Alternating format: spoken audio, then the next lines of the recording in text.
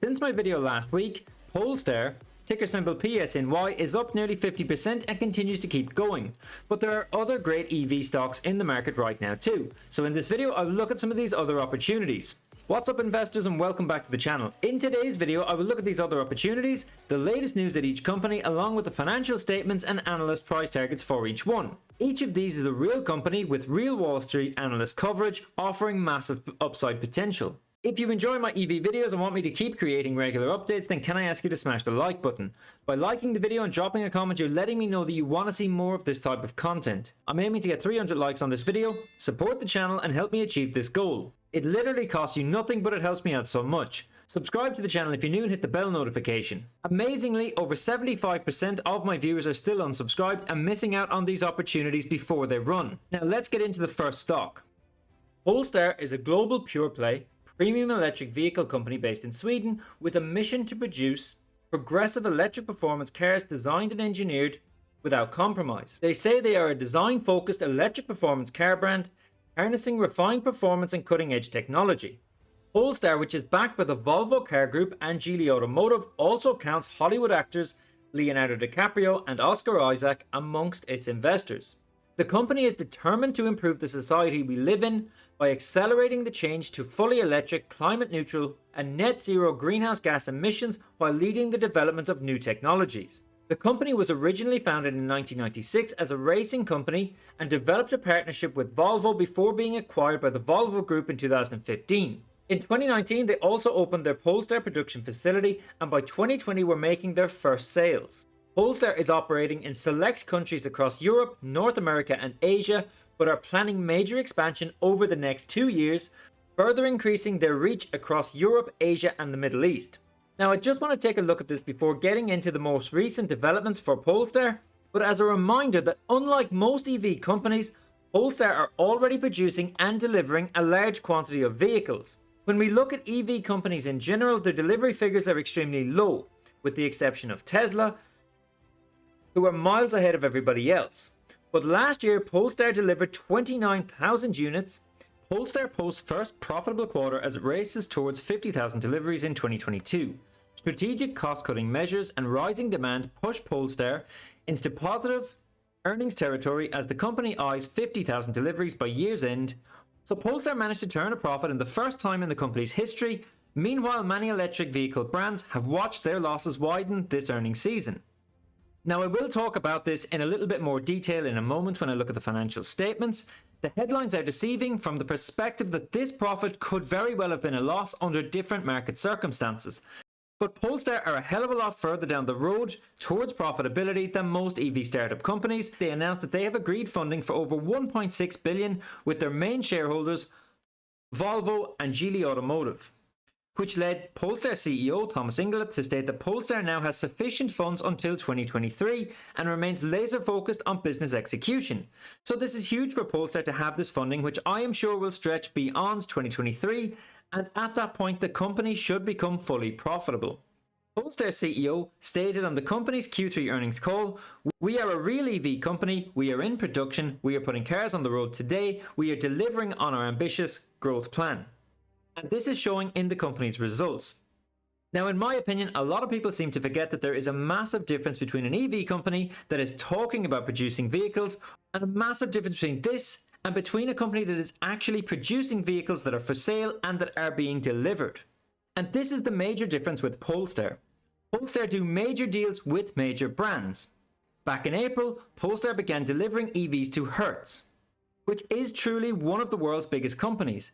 The agreement with Hertz is for 65,000 vehicles over the next 5 years. That is only one deal.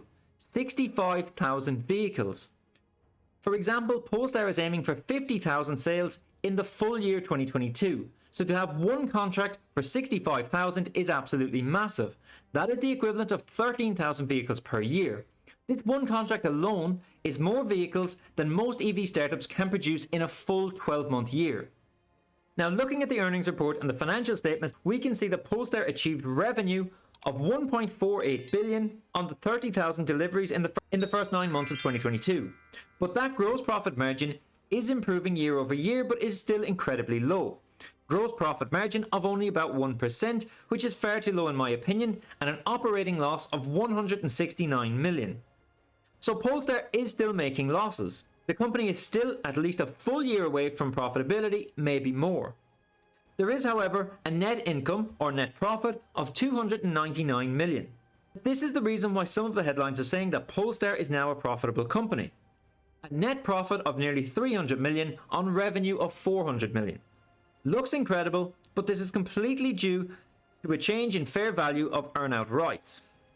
When we look at the balance sheet, we can see that Polestar has just under 1.3 billion of cash and total assets of 3.6 billion. But don't forget that this 1.3 billion of cash is the position at September 30th. The recent 1.6 billion deal that was agreed with Volvo and Geely Holdings was agreed in November, and this will not show up on the accounts until the full year earnings report. So overall, Polestar is in an excellent financial position. So what do analysts think of Polestar? 3 Wall Street analysts are offering 12-month price targets for Polestar with an average price target of 10.50, a high forecast of 12 and a low forecast of 9, which represents over 80% change from the last price of 583. Looking at MarketBeat, we can see that Polestar is on the up. It is at the top of both today's range and its 50-day range, with Polestar being given a new analyst rating just yesterday of $12 from Citigroup, which offers 100% upside. Fisker, ticker symbol FSR. In terms of the EV industry, this stock is being valued very low at the moment at around $2 billion market cap. And Fisker is different than nearly every other EV company. Their entire business model is different and they have a very interesting history. In 2007, Henrik Fisker founded the first Fisker company. They produced the world's first production luxury plug-in hybrid electric vehicles in 2008 and was first delivered in 2011. However, for several unfortunate reasons, production was suspended in 2012. Then Fisker was relaunched in 2016 and went public onto the New York Stock Exchange through a merger with Spartan Energy Corp in October 2020. So who is Henrik Fisker? Henrik is an acclaimed designer who has designed several Aston Martin cars over the last decade. The V8 Vantage and the DB9 are both credited to him. And he has brought in other Aston Martin personnel into Fisker too. So Fisker is a pre-revenue startup that has adopted an asset-light business model. Fisker is bypassing large factory costs by doing contract manufacturing and bypassing the need to have dealer networks by going direct with their sales. This makes them a very interesting investment at the current price. Now, there are pros and cons to this business model. On one hand, Fisker doesn't have to build a factory, but on the other hand, they lose some margin because they're paying someone else to build the car. But in today's crazy market environment, I can only see this as a huge positive for any EV startup company.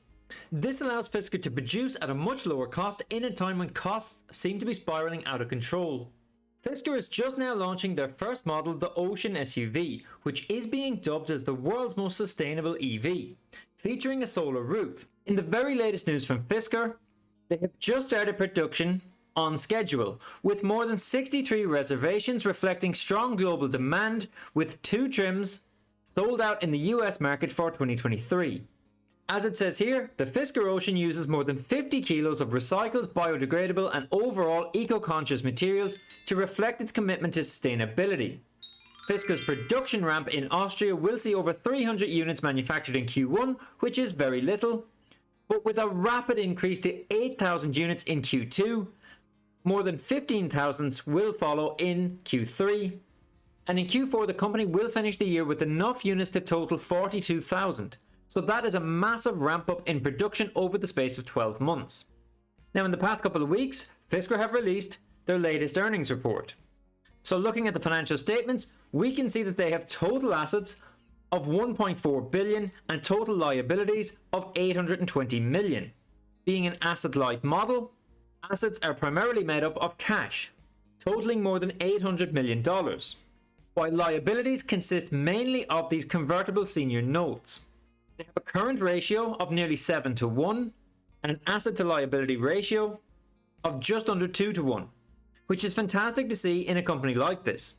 Overall, total stockholder equity totals nearly 600 million.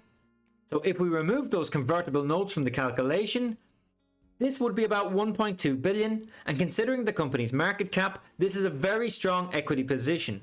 Looking at the income statement, as we would expect, Fisker has very little revenue. Being a pre-production EV company, they have got sizable losses. As we can see here, the loss from operations for the last 3 months is 139 million, with a net loss of 149 million. For the year so far, their loss from operations is 352 million, with a net loss of 377. What's important here is that this is an EV company that is just beginning production, so we will begin to see revenue soon. However, if you look at other EV companies, then we know that once the sales begin, costs will also go up. So it's nice that they have 800 million in the bank, otherwise they would need to do an equity dilution of some sort. So what do analysts think of Fisker? Based upon 6 Wall Street analysts offering 12-month targets, the average price target is 14.20 with a high forecast of 28 and a low forecast of 8, which offers huge upside on the current share price of $8. Looking at MarketBeat, we can see that Fisker is in the middle of its 50-day range and at the lower quarter of its 52-week range, which suggests that this stock is really beat down. The fact that it is in the top half of its 50-day range suggests that the stock is on the up, and we've seen that from the recent price movement. If you've watched this far into the video and you enjoy my content and want me to keep creating regular updates, then can I ask you to smash the like button? By liking the video and dropping a comment, you're letting me know that you want to see more videos like this. And for my viewers who want to support the channel even more, check out my Patreon page where you can support the channel for less than the cost of something like Netflix. And I have recently just set up a new private Discord community, so of course check this out too, with Patreon members getting access to an extra Discord level. Support the channel, check all of this out, and let's make those gains together. Now, with Eyeless earnings report only a few days away, finally, the last stock on this list is NIO, ticker symbol NIO. For anyone that follows the EV stocks over the past 3 years, NIO will be a well-known name. However, for anyone who is new to this, NIO is a Chinese EV company that has gathered a lot of attention over the past 2 years. This stock has had an incredible drop over the past month, but NIO is a pioneer in China's premium electric vehicle market. They design, manufacture and sell premium EVs, next generation technologies and artificial intelligence. NIO has been in production now for several years and is considered to not only be a growth company, but in an industry that is in its infancy. NIO is one of the most established players alongside Tesla. While most EV companies are not yet at the delivery stage, NIO has several EV models already in production, starting with the EP9 supercar in 2016 right up to the latest models, with future additions to be added. But NIO is so much more than just a standard EV company. They have also developed Nomi, which is one of the most advanced in-car AI assistants developed by a Chinese company, and they also have the NIO Formula E team, as well as NIO House, NIO Life, NIO Service and NIO Power, which is the mobile internet-based power solution with extensive networks for battery charging and battery swap facilities. As NIO continues to grow, so does the power of its brand.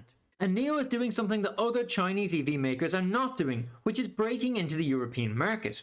NIO have signed strategic partners with several large companies as part of their overall expansion, such as the deal with Shell to install battery swapping stations in China and construct and operate pilot stations in Europe. As a result, Shell's charging network in Europe will also become available to NIO users. NIO service and battery swap technology is what sets NIO apart from other EV companies, ranking them as second only to Tesla in the global EV market. And NIO founder William Li expects the company to be among the top 5 global automakers by 2030. In order to achieve this, NIO clearly needs to launch more and cheaper models, and the company is planning to enter the mass market with a sub-brand, while the NIO brand continues to maintain its premium positioning. This is a move which will be something similar to Toyota and Lexus, which will allow NIO to keep that premium status while competing across a broad range of market segments. So what do analysts think of NIO?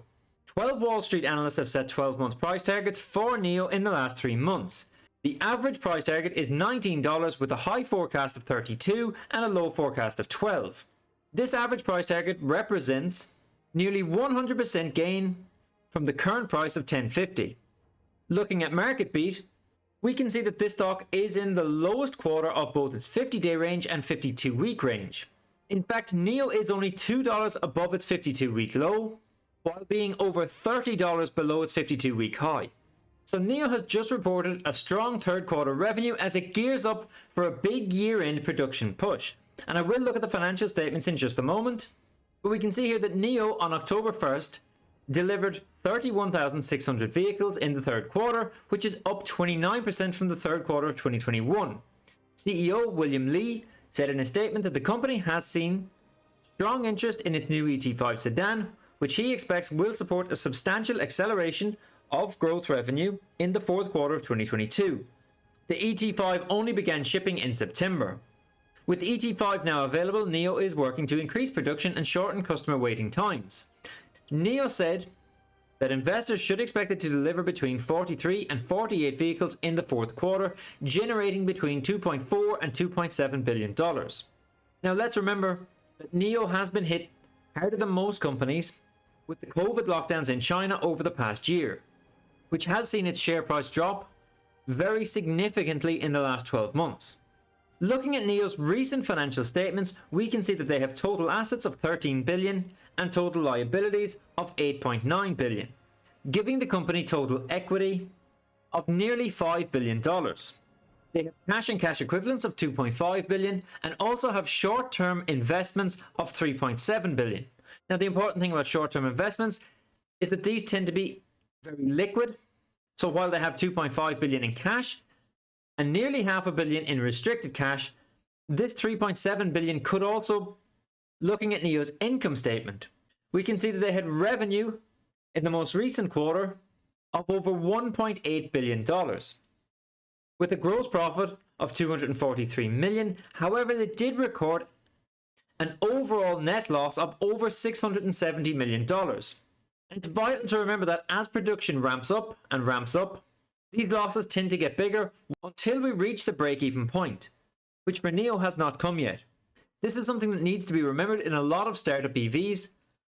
Just because they begin production and begin sales does not mean that they will suddenly become profitable. It takes years to achieve profitability. But NIO and Polestar are miles ahead of most companies in this space, and Fisker take a different approach of using an asset-light model, so their costs would not be as extensive as the likes of NIO or a Tesla. So guys, if you want to hear more about any of these stocks, then drop a comment down below. I highly recommend everyone to do your own due diligence. Remember that I'm not a financial advisor and this is not financial advice. If you're new, consider subscribing to the channel and check out the Patreon page if you want to support my channel. My opinions are just my opinions, but if you enjoyed this content, then subscribe and I'll see you in the next video.